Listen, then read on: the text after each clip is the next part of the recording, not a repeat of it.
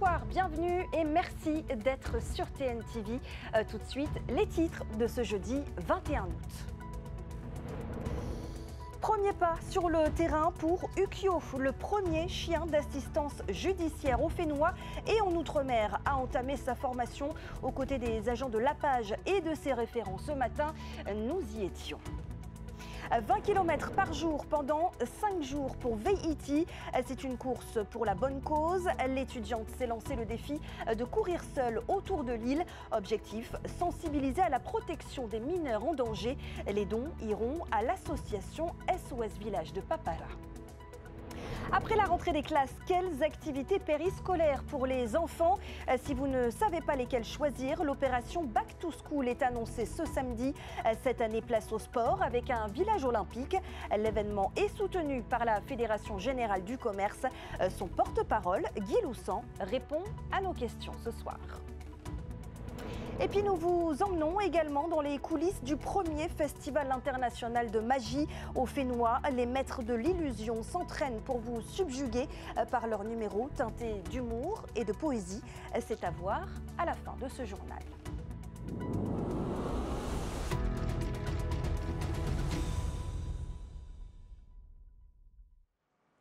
Ukyo, le tout premier chien d'assistance judiciaire au Fénois et même en Outre-mer, a donc fait la rencontre ce matin de ses partenaires de travail, des agents de l'APAGE, mais aussi des référents.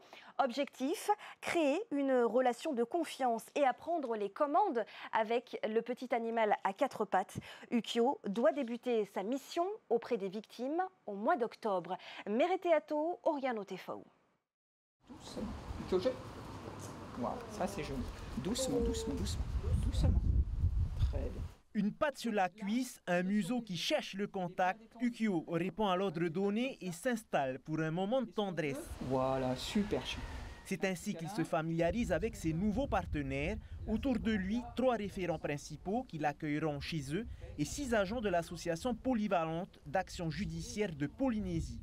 Ils seront chargés de travailler avec lui au quotidien auprès des victimes. Cette semaine de formation est dense, créer une relation de confiance et apprendre les commandes. Ça va être la marche en laisse qui va être extrêmement importante. S'il faut confier le chien à un enfant, il faut vraiment que la marche en laisse elle soit tip-top. Tout ce qui va être le rappel et après toutes les commandes vraiment de base, s'asseoir, donner la patte pour établir un premier contact, se coucher, éventuellement monter sur une petite table, un petit support, proposer un jeu de balle, proposer un petit temps toilettage. En fait, il y a des choses à faire, des choses à ne pas faire. Il faut effectivement, après qu'on ait donné une commande à un chien, à le récompenser, soit en lui disant par l'intonation, par la voix, en fait, que c'est très bien et tout ça, soit quand il est un peu fatigué, en lui donnant une autre récompense qui va être la croquette. Ukyo a été formé en métropole pendant 2 ans et comprend une 50aine de gestes. Mais l'essentiel est ailleurs, sa capacité à calmer et réconforter les personnes fragilisées. Tout va être sur la sélection du chien. Il va être important pour ces missions-là de sélectionner un chien qui a déjà une appétence pour le contact humain, est à l'aise avec les enfants et a déjà un tempérament calme, posé, pour pouvoir passer de longues minutes, voire parfois de longues heures, calmement installé auprès d'un enfant, à recevoir, mais aussi à donner effectivement de l'attention. Très bien, je l'aide. Dans quelques jours, les agents et référents auront acquis les bases pour travailler avec Ukyo. Le Golden Retriever entamera ses premières missions dès le mois d'octobre. L'absence d'un centre de ressources cybersécurité en Polynésie inquiète une élue non inscrite à l'Assemblée. TAV Chaumette alerte alors qu'un programme métropolitain de soutien financier aux collectivités d'outre-mer existe pour la création de ce type de centre. Une cellule importante pour assurer la souveraineté numérique du pays. Mais les courriers adressés au président du pays pour alerter sur la situation sont restés sans réponse selon la représentante. On l'écoute au micro de Sam Tainauri. On va faire une petite image, c'est comme une cloche de verre et nous, le gouvernement, les représentants, on dit qu'allons-nous mettre sous cette cloche vitale pour que quoi qu'il nous arrive, si on doit redémarrer quelque chose, les données elles sont là et on repart. Aujourd'hui ces données elles ne sont pas là, elles sont hébergées aux États-Unis, elles sont hébergées en France. ces données nous appartiennent. Si on parle de souveraineté, ça, ce sont des données souveraines. Et elles doivent rester ici et elles doivent être protégées. Elle s'appelle Veiti. Elle est une toute jeune étudiante et a décidé de se lancer un défi, celui de courir seule plus de 100 km en 5 jours pour sensibiliser à la protection des mineurs en danger. Un projet baptisé Tamarun au profit de l'association SOS Village d'enfants de Papara, commune où Veiti s'était lancée hier. Hoanui Atwahiva a suivi la jeune coureuse au début de son périple autour de l'île. Courir 20 km par jour pendant 5 jours, c'est le défi qu'une jeune étudiante polynésienne s'est fixé. C'est l'objet de son projet Tamarun. Courir à la rencontre des écoles et des communes pour partager son message, sensibiliser à la cause de l'enfance en danger pour financer le village SOS d'enfants de Polynésie. Je suis partie moi quand j'avais 18 ans à Tahiti pour faire mes études et j'ai fait des stages, j'ai fait des volontariats à l'étranger mais j'ai jamais pu contribuer au FENUA et je me suis dit bah là je rentre un mois, je vais faire le tour de l'île autant que ça serve aussi à des personnes qui sont dans le besoin et donc j'ai contacté SOS Village et voilà, merci à eux pour leur confiance et là on va faire le tour de l'île ensemble pour les enfants de SOS Village. L'initiative est accueillie à bras ouverts par l'association, touchée par cet engagement solidaire. Vraiment, je la remercie beaucoup. Pour une jeune étudiante, penser à nos enfants ici, c'est vrai que nous sommes en manque de plein de choses pour nos enfants. L'affectif, ça fait partie de notre rôle. Le comportement des enfants, c'est encore nous. Mais ne serait-ce que des petits dons pour ces enfants, pour leur remettre le sourire aux lèvres encore, on en a besoin. Et puisque le village est domicilié à Papara, la jeune étudiante a mobilisé le soutien de la commune, point de départ et d'arrivée de son aventure. Je suis présent pour notre Tamana ainsi que le conseil municipal, qui nous soutenons énormément ce projet. Et on remercie Veiti pour ce projet Tamarun. C'est donc de Papara que Veiti s'est élancé hier pour un total de 114 km autour de l'île. Camelback sur le dos, petite boîte sous le bras, la jeune femme invite chacun à venir à sa rencontre pour échanger, l'encourager ou juste contribuer à cette cause. Je dors à Punaoya ce soir, demain je dors à Super Mahina, ensuite à Hitia, ensuite à Taravao pour revenir ici à SOS Village d'enfants dimanche. J'accepte aussi sur le chemin, si vous me voyez, j'aurai un pic marquisien avec des poils de coq et un ballon dinosaure. Donc si vous me voyez et que vous voulez me donner 500 francs, 1000 francs ou même 100 francs, arrêtez-vous et j'accepte avec plaisir les dons pour donner à SOS Village d'enfants. Du courage, il lui en faudra durant son périple, mais nul doute que les sourires des enfants qui l'attendent dimanche l'aideront à aller au bout de ses efforts. Voilà, le message est passé. Si vous apercevez Veiti en bord de route, n'hésitez donc pas à participer en faisant un don pour la bonne cause. De la danse, du judo ou encore de la natation, une semaine après la rentrée, il est temps de penser aux activités périscolaires que pratiqueront vos enfants. Pour ce faire, l'événement Back to School vous propose de retrouver en un même lieu des professionnels. Ils vous attendent demain autour de la cathédrale de Papeete de 8h à 16h pour cette 11e édition. Back to School est organisé chaque année par l'association Papeete Centre-Ville et son vice-président est avec nous ce soir, Guy Loussan Yaorana. Yaorana, Sophie. Vous êtes donc bien également le vice-président de l'association Papeete Centre-Ville. Comment est-ce que vous comptez cette année séduire parents et enfants? Écoutez, d'abord c'est la 11e édition et puis on a apporté une autre dimension, celle de la cohésion sociale à travers le sport, comme à l'image de Veiti qui court et qui donne des messages pour la prévention de la jeunesse et contre la délinquance. Dieu sait qu'aujourd'hui, notre société est complètement, entre guillemets, malade. Et donc, cette dimension de sport va se retrouver de part et d'autre du centre-ville, du jardin du parc Bougainville jusqu'à la zone piétonne du quartier du commerce. Donc l'événement s'étend. S'étend, voilà, avec cette dimension sportive. Bien entendu, au PK0 à la cathédrale, il y aura toujours l'aspect périscolaire, si vous voulez, que votre enfant s'améliore en anglais, en mathématiques. Chaque année, de toute façon. Exactement. Dans la rue Jeanne d'Arc, par exemple, on va installer une scène immense où on pourra voir les démonstrations d'arts martiaux, de danse. Et d'ailleurs, à 15h30, il y aura un marathon de tambouré. Venez nombreux, parce que nombreux, les hommes aussi, venez faire du paoti et on va s'amuser. Et ce qui est important, c'est que Nous avons beaucoup de partenaires très importants, sensibilisés à notre cause.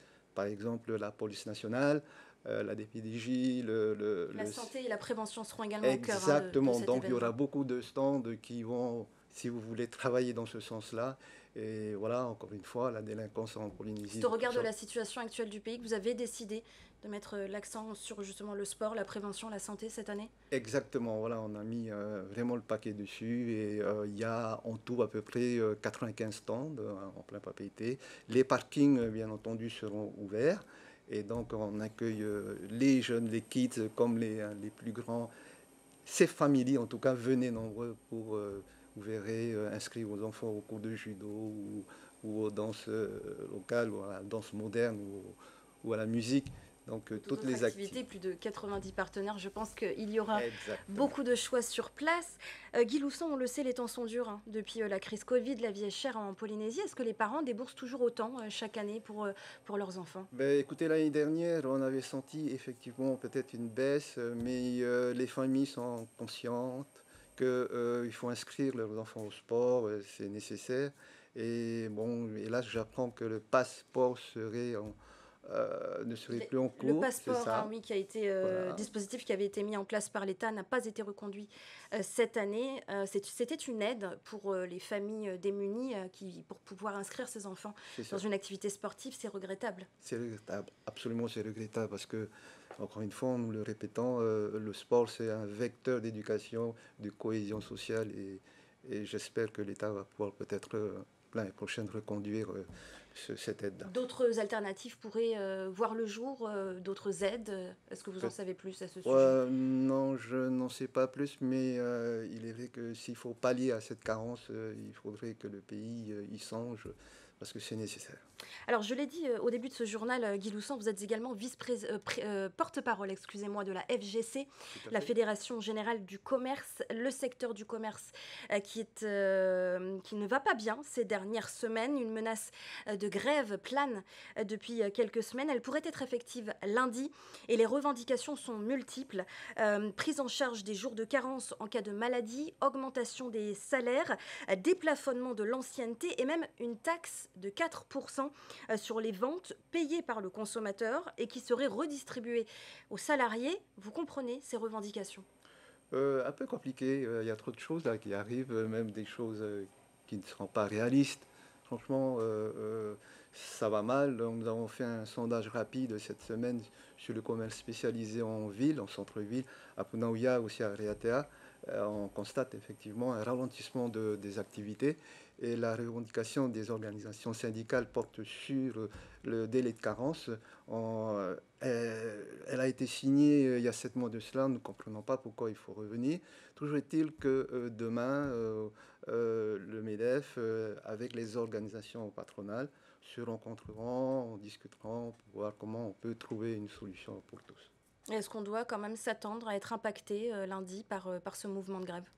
On attendra demain, donc je ne peux pas préjuger du résultat. Merci beaucoup, Guy Lousson, d'avoir été notre invité ce soir. Merci. Et je vous propose maintenant de parler de magie. Le tout premier festival international baptisé Temoe aura lieu demain et samedi à la Maison de la Culture. L'événement réunit de grands noms de la magie nouvelle, des maîtres de l'illusion, avec des numéros teintés d'humour et de poésie, tout cela dans un décor de cabaret. Thomas Chabrol est allé filmer pour nous les coulisses de ce spectacle. Dans 24 heures, cette scène sera le théâtre du monde de l'illusion et du mystère. Parmi ces artistes, des grands noms de Las Vegas. Xavier Mortimer s'est produit pour le Cirque du Soleil.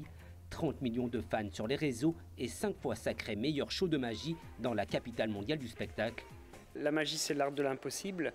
C'est l'art de créer des images, des choses qui sont hors de la portée de la vie de tous les jours, en fait. Et on joue avec ça, on joue avec la perception des gens.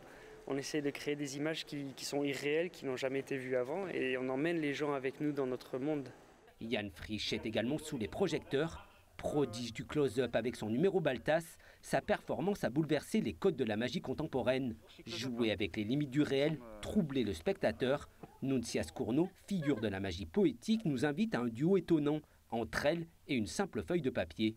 Je présente 2 numéros, un qui s'appelle Paperball, qui a gagné le championnat du monde en 2022 en magie générale, et le deuxième qui s'appelle Boxes, qui reste dans le même univers avec le même personnage, qui est un personnage très clownesque, parce que moi je suis plutôt comédienne à la base et je fais beaucoup de clowns.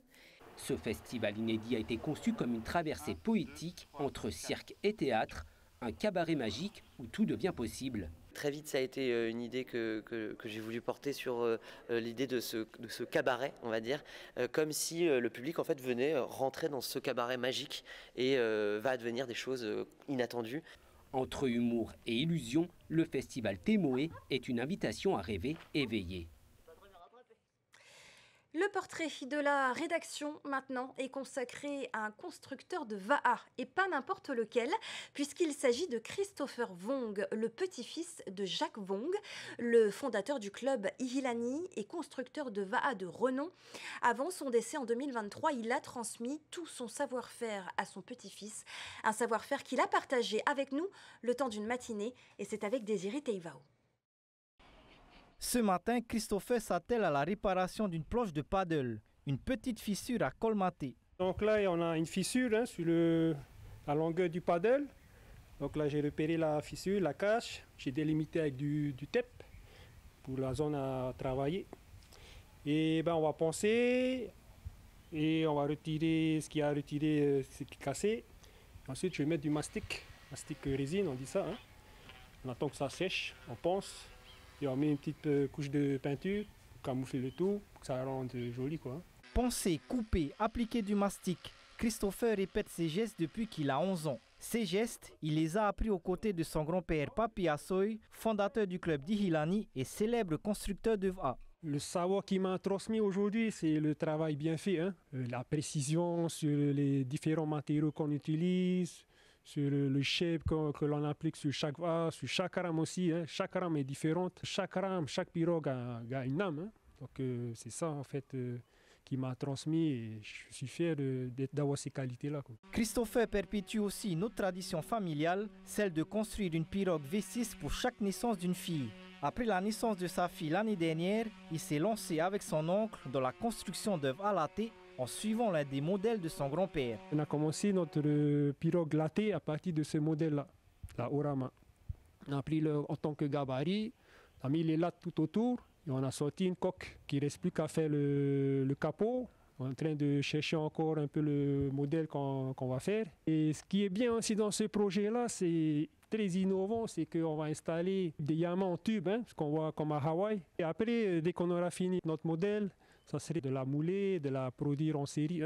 On espère finir cette année et pouvoir la commercialiser l'année prochaine. Pour rendre hommage au savoir-faire de son grand-père, Christopher a ressorti son V1 latte, construit il y a 17 ans. Il le restaure pour pouvoir s'aligner sur une course à la fin du mois d'août. Voilà pour ce portrait. Petite rectification avant de refermer ce journal. L'événement Back to School n'aura pas lieu demain, mais bien samedi, en centre-ville de Papeete et de 8h à 16h. C'est donc la fin de cette édition. Juste après, retrouvez Initiative Fais-Nous le Mag, suivi de 2 épisodes de Drop Dead Diva. Enfin, salivez devant le grand chef Philippe Etchebest à la découverte des saveurs du monde entier. Demain, Mika Delattre sera aux commandes des journaux du week-end. Quant à nous, on se retrouve bientôt. En attendant, très belle soirée à tous et par avance, un excellent week-end. Retrouvez ce journal en replay sur notre site internet et notre application mobile TNTV.